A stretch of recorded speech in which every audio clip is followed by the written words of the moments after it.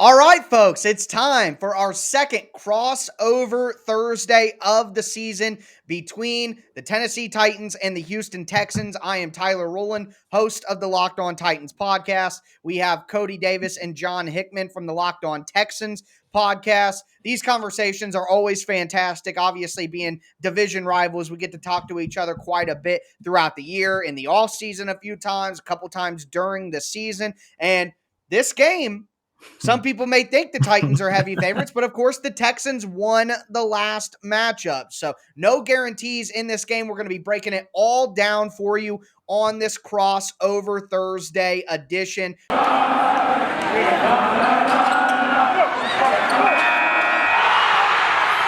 are Locked On Titans, your daily Tennessee Titans podcast, part of the Locked On Podcast Network, your team every day.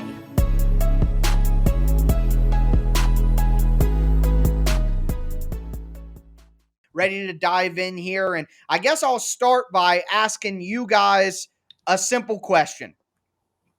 You got to be feeling pretty positive about what David Culley's been able to do, right?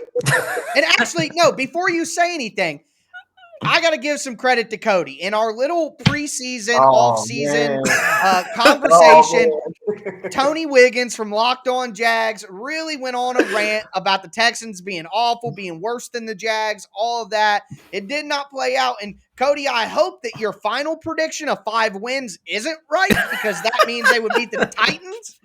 But I mean, getting to 4 wins, I still think that's a win. So if you want to take a little victory lap before you answer the question about the vibes, I'm all for that. Yeah. I just want to say really quick, I knew that it was not possible for the Jacksonville Jaguars to have a better record and a better season than the Houston Texans, only because I did not know what to expect from Urban Meyer. And as we see, David Culley was not the worst coach in the NFL this not even season. Close. So, that's just how I felt. I'm hoping that they can still come away with 5 wins. But, Tyler, to get this show really going, to answer your question, I wouldn't necessarily say we are, happy and a little bit impressed by the job that David Culley has been able to do. But what I would say is this. The best part about David Culley being a head coach of the Houston Texans this season, I think he was the perfect coach for it. Because, look, and nobody is blind to all the nonsense that has been surrounding the Houston Texans ever since they traded D-Hop away, and it's just been drama after drama after drama. And of course, with the whole Deshaun Watson and the Jack used to be the drama and the laughingstock of the Houston Texans, it took on a different story itself.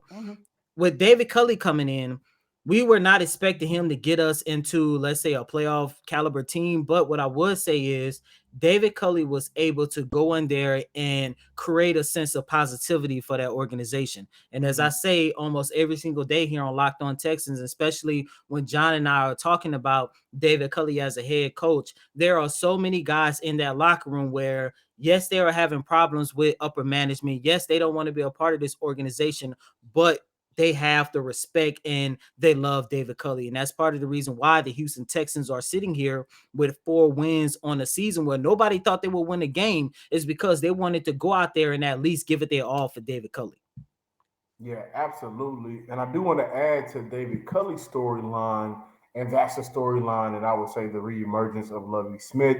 He's been super impressive here in the city of Houston. And one thing about it is, Tyler, we played each other twice last year. We're going to play each other twice until there's no more NFL.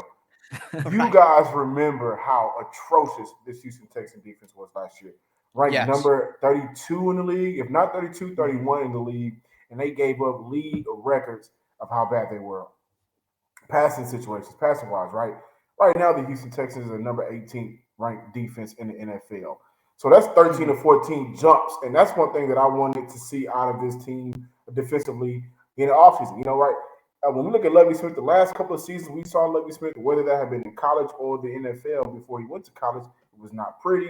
He came in and it was work week 1, but now in week 18, which is kind of weird to say week 18, right? But now in week 18, Levi Smith has been, I think, a godsend for this defense. He's taken a lot of these players who may have not been top-tier players, maybe not even top 2-tier players, but got him balling, got him in a good situation, 32 to 31 all the way down, or up rather, to 18. I think that's very impressive.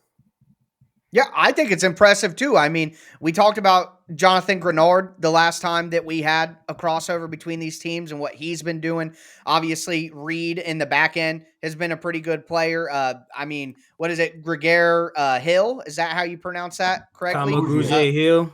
Grugier Oh, Hill, yeah. wow. I was way off. Grugier Hill. Grugier Hill, I mean, he had an interception against the Titans last time. He seemed to be playing some good ball. So, yeah, I think overall, especially when everybody was burying the Texans, expecting them to go defeated this season, really. I did a segment on the national Locked On NFL podcast with Alex Clancy that'll be coming out today on Thursday. And we did stay or go for different head coaches, and we were just unanimous quickly.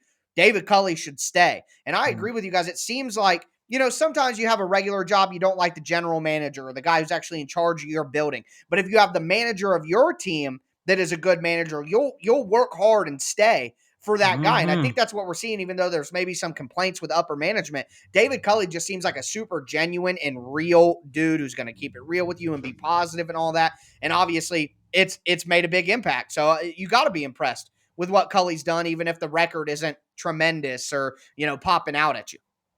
Yeah, yes, sir.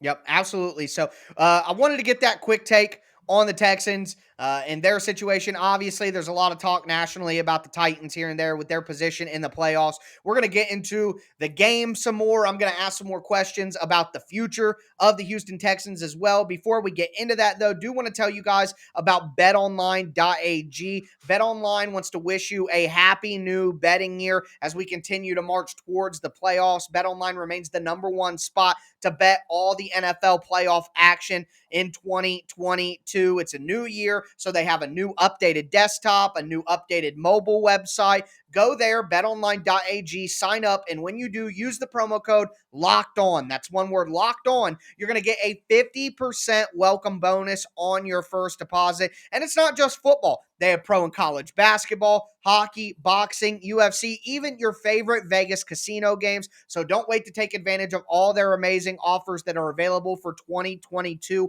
BetOnline is the fastest and easiest way to wager on all your favorite sports. BetOnline, where the game starts. All right, guys, well, let's dive back in. Week 18 matchup between the Houston Texans and the Tennessee Titans down there in Houston. I know you guys said you had some questions for me, so after I just forced you guys into the hot seat in that first segment, I'll feel free to flip it back to you guys. Yeah, Tyler, ESPN's Diana Rossini mentioned that Henry playing on Sunday is a long shot. I don't think he should play. And Mike Vrabel, head coach, also noted that the Titans will try to do what they can to recreate game situations in order to give Henry that trust and confidence. Should Henry get snaps on Sunday or continue to get healthy and rest up for the playoffs?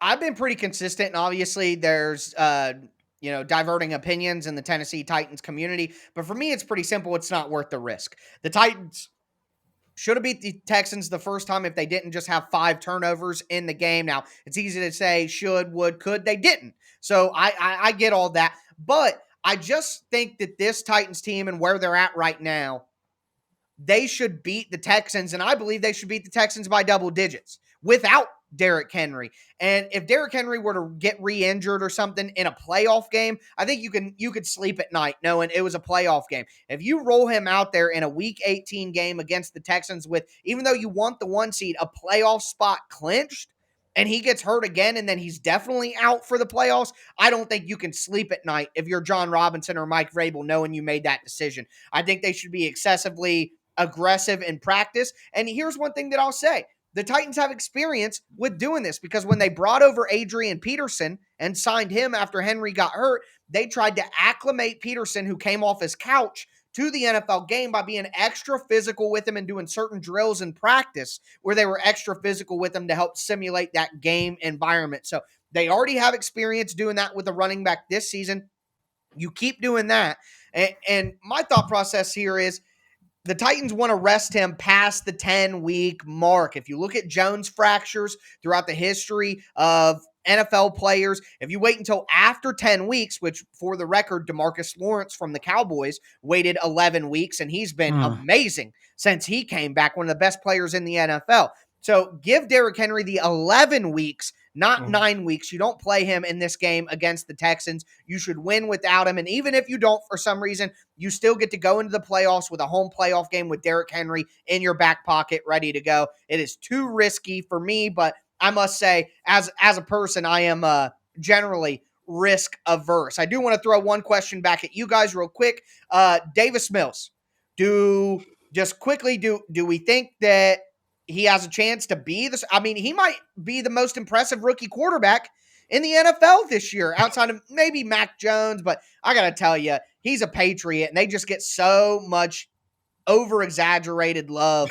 I'm just not on the Mac. I don't even think he played that well against the Titans, even though they won by a lot. He was inaccurate, not high on Mac Jones. Davis Mills looks pretty good. So your general thoughts on Davis Mills, and I guess with an eye towards the future, is he the opening day starter for the Texans next year, or would you like something different? Coty, I'll let you take it, and then I'll bounce back off to you. Hey, as I mentioned here on Locked On Texans before, I am a Davis Mills supporter, and without a doubt, you let this guy be your starting quarterback for the Houston Texans in 2022. And Tyler, I'm glad that you mentioned it because I took a little bit of flack of calling him the most impressive rookie quarterback for the majority of this season. But let's keep it real.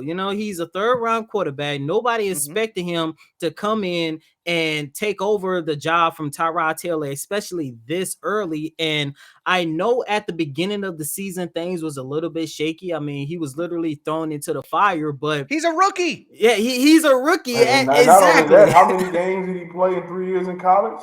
I think it was like 15 in the span of in 3 years.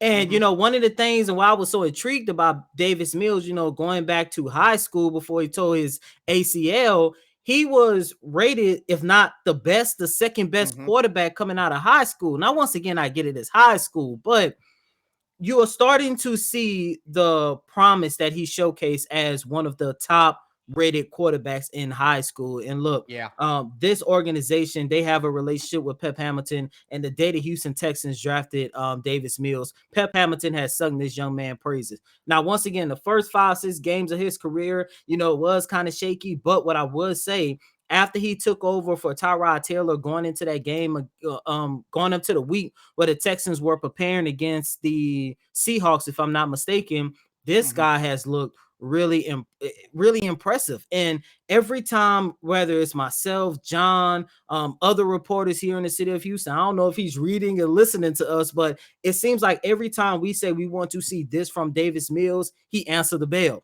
every single time. And I know he had a bad game on Sunday against the San Francisco 49ers, but my next task for Davis Mills is I'm kind of glad he had that because I want to know how is he going to bounce back from a bad performance. And this guy has shown time and time again. I'm not going to go as far as to say he's the Texans' next franchise quarterback, especially considering we are prepared to move on from Deshaun. But what I would say, even if he's not the answer, let's say in 2023 and 2024, he's at least the answer for 2022.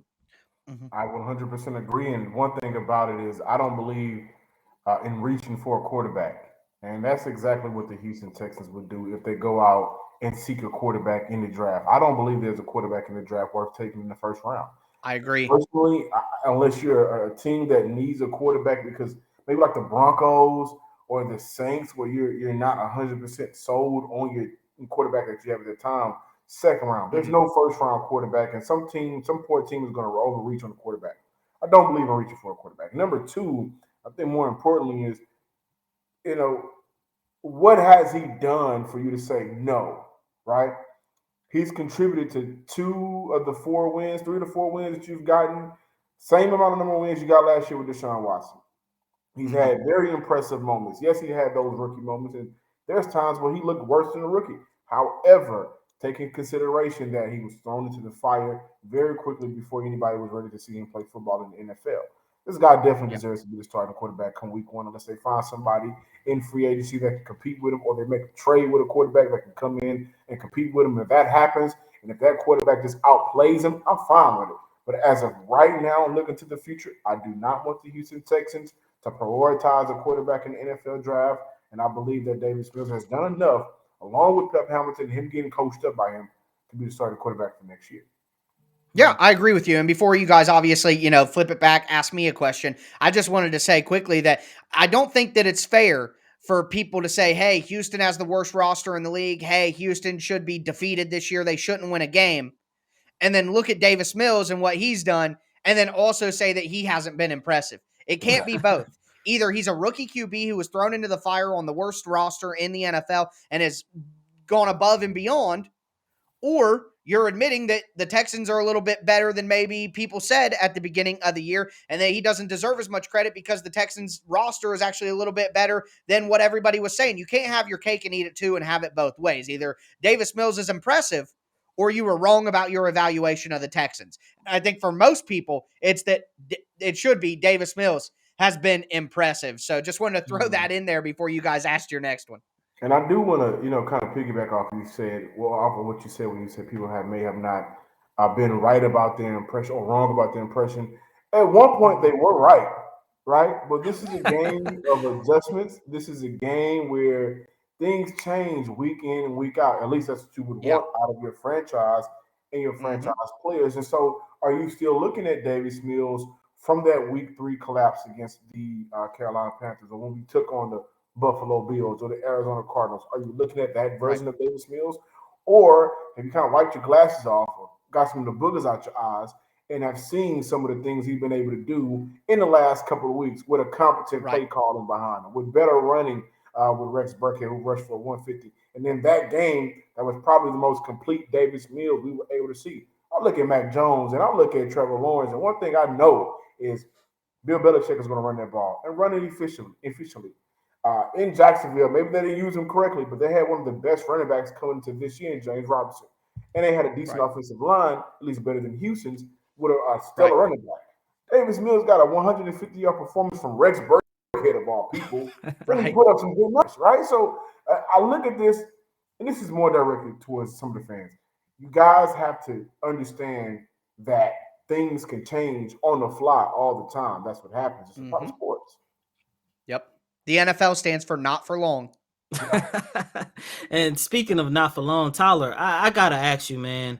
And I wanted to ask you this the last time we played against you guys, but because he was hurt, I ain't felt like it was the right opportunity to do so. What has been your assessment of Julio Jones? Now, remember, going into the season, I projected the Tennessee Titans to also be towards the top, if not at the top of the AFC, because I thought that was a game changer for you guys. But it seems like due to injuries, we still have not seen how dangerous this team could be with Jones as one of Ryan Tannehill's receiver threats. Well, I think there are 3 things at play here. Number 1, he's been hurt. So that's kind of at the top of the list. Number 2, because he's been hurt, I don't think he's gone full go. Like, I have not yet seen on tape Julio Jones really, really go. He's run some deep routes and things like that, but he just doesn't look like, and maybe that's because of the injury, maybe that's because he's 32, whatever. He doesn't have that gear anymore, but I can tell that he hasn't really opened it up because he's worried about getting hurt. And then 3, the coaching staff has severely limited his snaps even when he's healthy. They have him out there 30, 40 snap percent at max. So they don't want to overdo it either. But here's the thing. And it's been a disappointment. I would be a liar and a homer if I came up here and said it was anything but that. It's been a disappointment. But the reality still remains that Julio Jones was traded for because he could take the Titans offense to the next level when teams pressed them, got on them with man coverage. They put a bunch of attention towards A.J. Brown. Now you have Julio Jones on the other side, and he can win one-on-one matchups, and that can help the offense function in playoff situations. Well, guess what's about to start? Playoff situations. So although Julio Jones has been a disappointment for the 3 reasons that I mentioned, I think that if you get into the playoffs, he says, screw it, I don't care about getting injured. I'm not worried about getting injured. I got to go all out. The coaching staff isn't like, oh, we can only play him 35% of snaps, blah, blah, blah. No, we're throwing him out there for 60, 70% of snaps. I think if they actually just go full out and tell Julio to go full out in the playoffs. He can still have a tremendous impact. And I could see Julio Jones having some big games in the playoffs and people being like, oh, we've been waiting for this all year. Well, the Titans made sure that this was possible to happen at this time of year. So everyone's really down on the Julio experience, but if he produces in the playoffs, there's no reason to be upset about the move because that's what it was for at the end of the day. But with that being said, we're going to move into the final part of our conversation. Before we do, got to tell you guys about Get Upside. For any Titans or Texans fan that uses gas, you got to know about the free Get Upside app. Our listeners are getting up to 25 cents off every single gallon of gas every time they fill up. All you got to do is download the free Get Upside app. It's in the App Store. It's in Google Play. When you sign up, use the promo code Touchdown, and you're going to get a bonus 25 cents off per gallon on your first fill up. That's up to 50 cents cash back. Don't pay full price at the pump ever again. You're going to get cash back by using Get Upside. Download that for free. Use that promo code Touchdown to get up to 50 cents a gallon cash back on your first fill up. Some people who drive a lot get up to $200-$300 in cash back every single month. And here's the thing. There's no catch. The cash back goes right to your Get Upside account, and then you can cash out directly to your bank account, your PayPal, or even to an e-gift card like for Amazon. Just download the free Get Upside app, use the promo code Touchdown, and you're going to get 50 cents a gallon cash back on your first tank. That's promo code Touchdown on the free Get Upside app.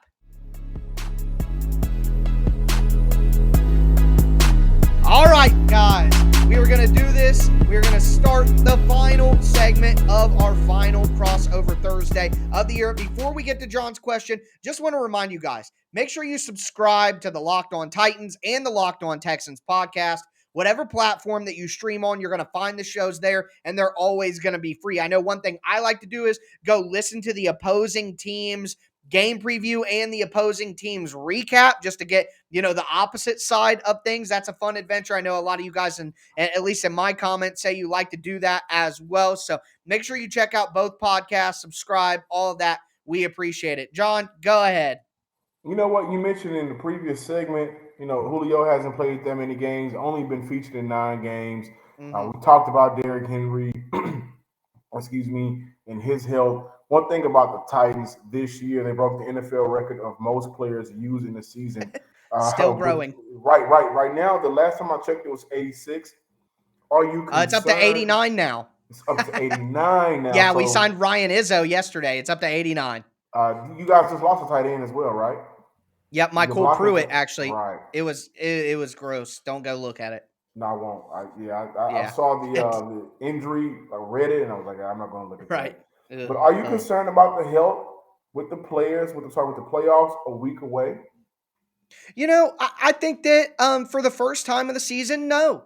I am not concerned. The Titans have found a way to get through that tough batch, and now they're to the point, Mike Vrabel even said it in his press conference on Wednesday, they're to the point now where they have to make tough roster decisions because everyone is coming back. I mean, we could talk about Bud Dupree and everything going on with him, but Bud Dupree is back.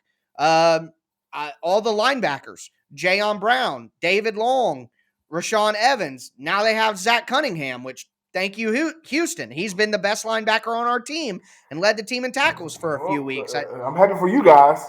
Right. Outside of that, I mean, Julio wasn't hurt in the last game. He had COVID.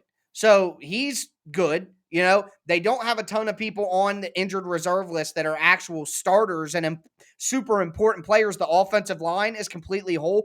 Going into this game against the Texans is basically the first time all year the Titans have all 11 starters on both sides of the ball. I mean, that's if Derrick Henry, played in the game, which I don't think he will, but I mean, it's possible now, right? He's been running the ball pretty good for you guys.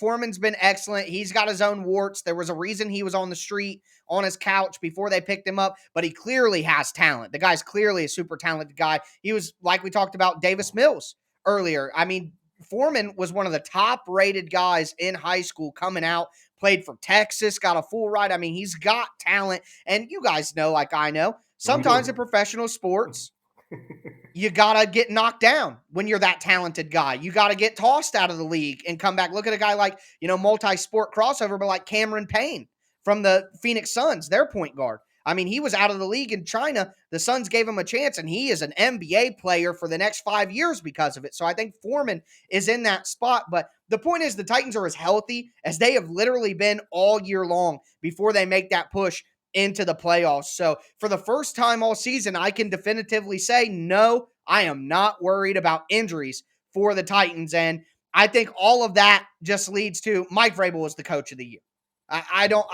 Zach Taylor's done a good job. Sirianni, Belichick, these guys have all done a really good job. But Titans have the most rostered players in the history of the NFL. They're most likely going to get the number 1 seed. They didn't have Derrick Henry and A.J. Brown for half a year. I just don't understand how anybody except Mike Vrabel could be the coach of the year. But all of that doesn't matter now. The Titans are as healthy as they have been. So, fortunately, I don't have any concerns about the injuries, right? The only concern I have is making sure Derrick Henry doesn't get re-injured in a Week 18 game against the Texans. Outside of that, no injury concerns for me. It's kind of funny. In the last 20 years, the Texans, Houston has given you guys a franchise. Go back to the 90s. But in the last couple of years, you guys have got Deontay Foreman, who we've drafted, Zach Cunningham, your head coach is Mike Vrabel, who was on our coaching staff. And in return, have you guys given us anything? Don't forget the playoff game that we gave them to get into the playoffs. What was that in 2019? We set all of our starters. There's like a hate-love. Like, we hate them, but at the same time, we love the Titans. They're our big brother who just happened to go away from college and never come back home. I don't know what it is. Yeah, it's a family thing. There's no way to separate the two franchises at this point. Not only that, but I mean, Anthony Midget, the defensive back coach, used to be a coach in Houston. Michael Pruitt, who we just talked about, he played in Houston for a little bit of time. I mean, the Titans have a bunch of guys on the team. David Quessenberry played for the Texans, and that's where Vrabel met him, and he's been our starting right tackle. Even though he's been like the worst starting tackle in the NFL this year, he's still been our starting right tackle all season long. So there's tons of crossover there, tons of family ties and all that. So you're right about that. And I got to tell you, I don't think the Titans have given very much back. So my apologies there. I'll just apologize now for all that. In Texas, I will say that. So we're not giving you guys that crown. We still got the better barbecue.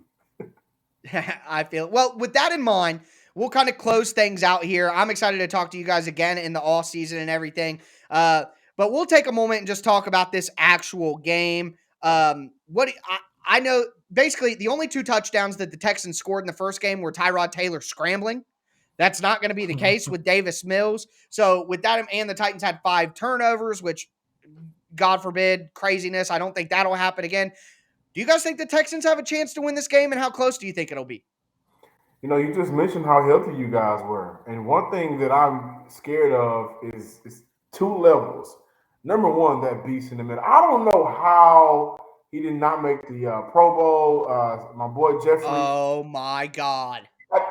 I don't know how he didn't make the Pro Bowl, but I'm scared of him. It's nonsense. And I'm scared of him because our interior offensive line play has not been good all year. But then I go to the second level, and you just mentioned Rashard Evans back and he's healthy.